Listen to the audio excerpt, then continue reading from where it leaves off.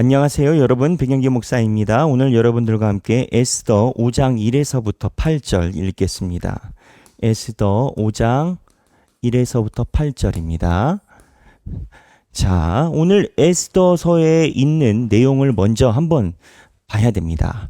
에스더서에 어떤 내용이 있냐? 에스더가 어저께 자기가 왕에게 나아가리라, 죽으면 죽으리다 라는 이야기를 했습니다. 왜 죽으면 죽으리다 라고 이야기를 했나요? 성경에 이제 함축적으로 내용이 되어 있지만 왕이 부르지 않았는데 그 앞에 나아가면 죽이는 법이 있답니다. 그러니까 왕이 부르지 않는데 오면 왕이 그 사람을 죽이는 법이 있답니다. 우리 생각으로는 이해하기 어렵죠. 왜 이해하기가 어렵냐? 아니 뭐 갔을 뿐인데 죽이냐라고 생각할 수 있지만 이 아하수에로 왕은요.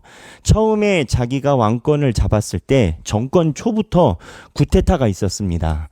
그래서 여기 기록에 의하면 이 이집트 지역하고 시리아 지역, 그 다음에 바벨론이 일어났었던 이 본토, 이 세 군데에서 정권 취임하자마자 구테타가 있었고 아하수에로 왕은 이 구테타들을 다 제압하고 왕이 됐던 겁니다. 연차로 보면.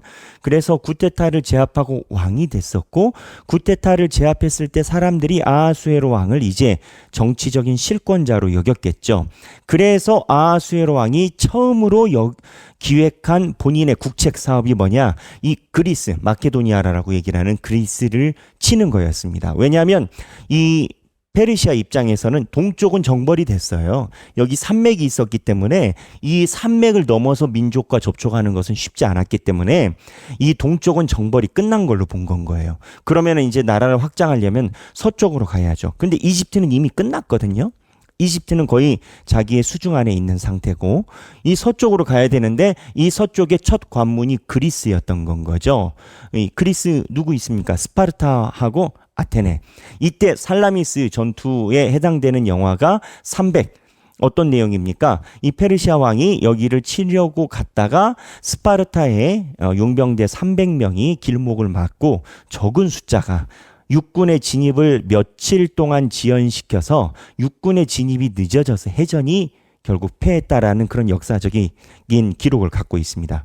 그러니까는 대패한 거죠. 정리하면 이런 겁니다. 아하수에로 왕이 정권 초기에는 반란을 잘 진압했어요. 반란이 있었다라는 거예요.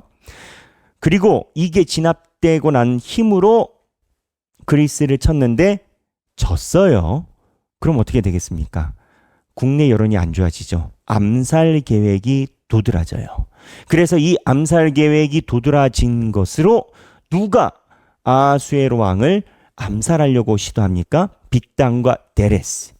여기에 나오는 빅단은 1장에 등장하는 내시, 1장에 보면 내시하고 관리, 고관들에 대한 명단이 한 번씩 2번 나오는데 이 내시 중에 한 명으로 성서학자들이 봅니다. 어원적 단어 첫 마디가 비슷하거든요.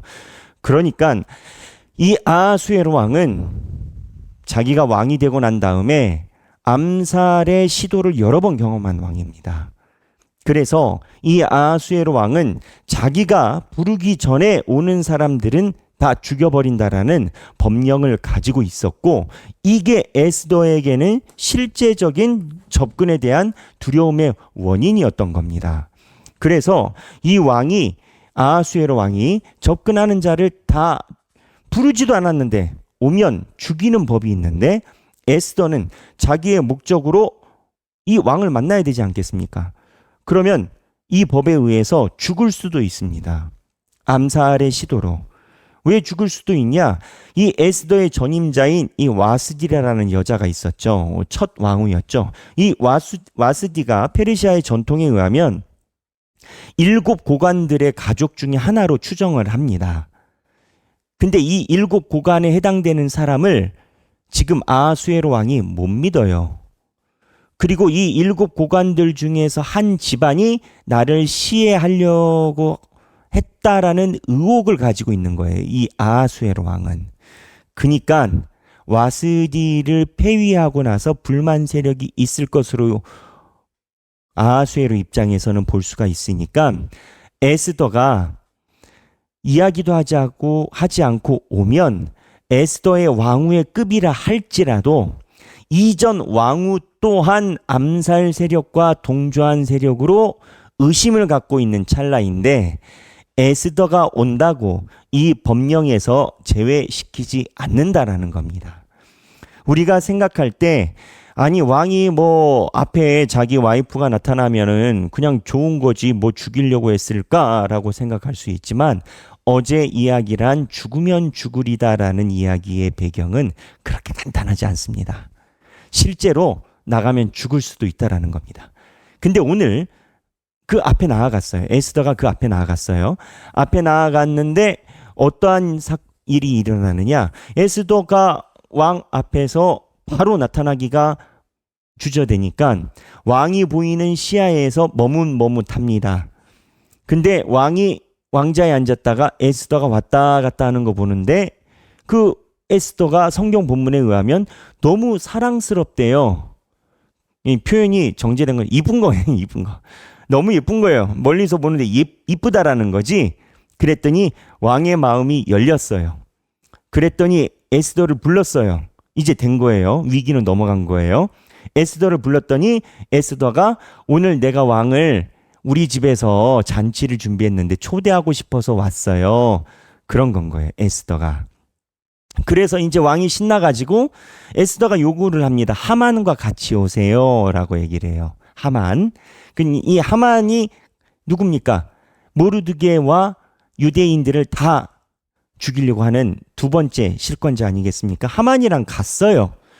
가서 술 먹고 뭐 잔치를 베풀었죠. 그랬더니 왕이 기분이 좋아서 내가 널 위해서 뭘 해줄까 했더니 에스더가 말을 하려다가 내일 한 번 더 오시면 안 돼요? 그럼 내일 이야기를 할게요. 까지가 오늘 본문입니다. 자, 여기에서 이 스토리가 시사하는 바가 뭐냐라는 겁니다. 하나님의 섭리입니다. 하나님의 섭리. 자, 여러분 섭리하면은 기독교인들이 보통 많이 쓰는 단어인데 일반인들은 섭리라는 표현을 잘 안 써요. 우리가 이야기하는 섭리는 이런 겁니다. 하나님의 계획하심인 건 거예요. 하나님이 미리 계획을 하셨다라는 거예요.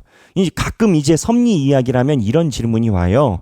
목사님, 하나님께서 미리 계획하셨으면 우리는 기계처럼 할 수밖에 없는 거 아니겠습니까? 이제 그런 얘기를 하는데 섭리는 그거보다 더 큰 개념이에요. 섭리는 무엇을 이야기를 하냐면 섭리는 내가 하나님이 말할 때 오른쪽으로 가도 하나님이 대책이 있으세요. 왼쪽으로 가도 하나님이 대책이 있으세요. 서 있어도 대책이 있고 뒤로 가도 하나님이 대책이 있으세요. 결론은 내가 오른쪽으로 가든 왼쪽으로 가든 뒤로 가든 서 있든지 간에 결론은 하나님이 말씀하신 것으로 끝난다라는 거예요. 그래서 이 섭리라는 관점에서 현실을 볼 때 우리는 눈에 안 보이고 내가 한 것 같지만 하나님께서 하셨다라는 고백을 신앙인들은 갖죠. 이거를 섭리라고 얘기를 해요.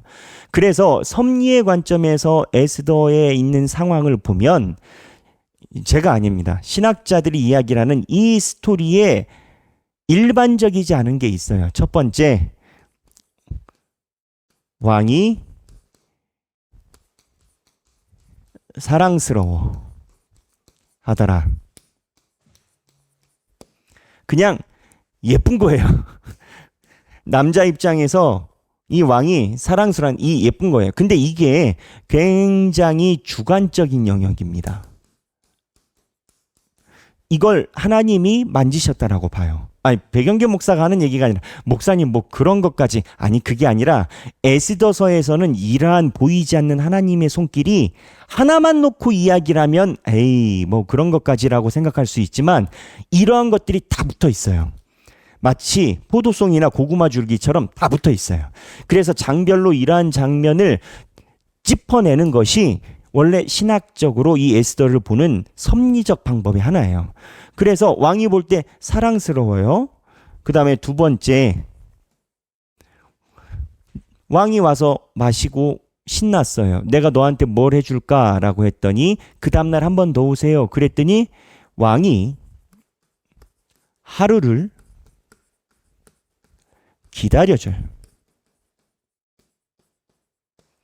왕이 왜 하루를 기다려줬을까요?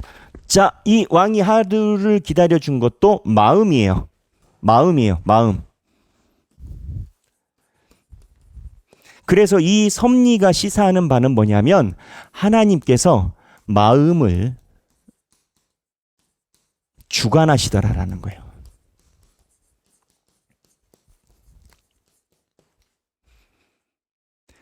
이게 우리예요. 우리가 신앙적으로 볼 때 내가 사람들과의 관계에서 인간관계, 마음을 주관하시는 하나님께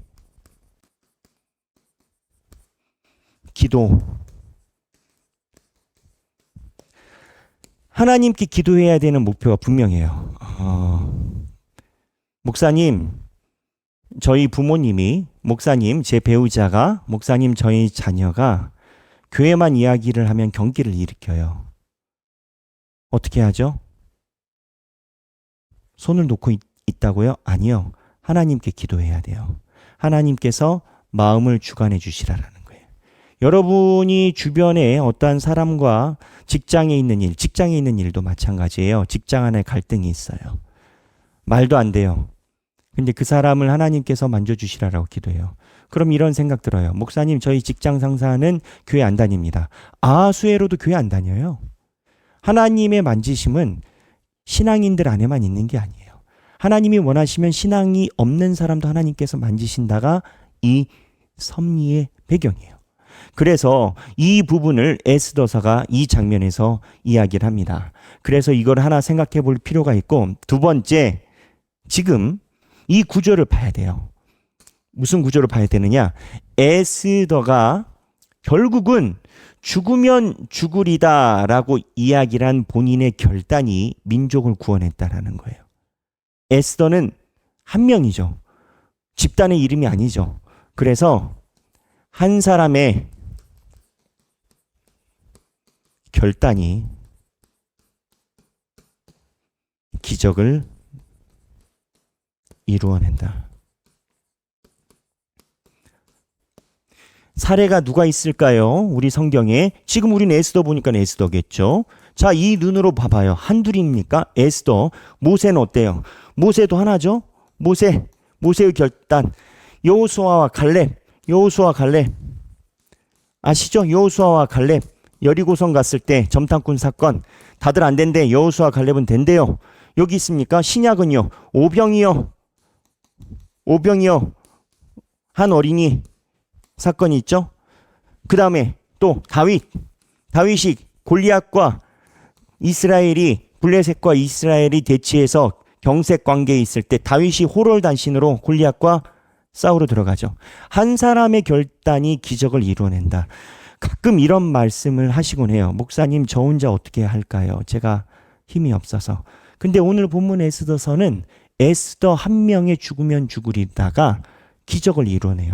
여러분들이 가지고 계신 기도 제목이 있을 거예요. 그 기도 제목이 왜 있을까요? 여러분들이 문제로 삼고 있는 건 거죠. 그 눈을 하나님이 갖게 하신 이유가 뭘까요? 에스더 되라고. 하나님 앞에 결단한 사람이 되라고. 자, 그래서 오늘 에스더 5장 1에서부터 8절입니다. 제가 말씀드린 내용을 가지고 성경을 읽으시면서 정말 에스더서 안에서 하나님께서 어떻게 역사하시는지 한번 살펴보시는 귀한 시간이 되면 좋겠습니다. 자, 오늘은 에스더 5장 1절에서 8절입니다. 행복한 성경 읽기 되시길 바랍니다. 감사합니다.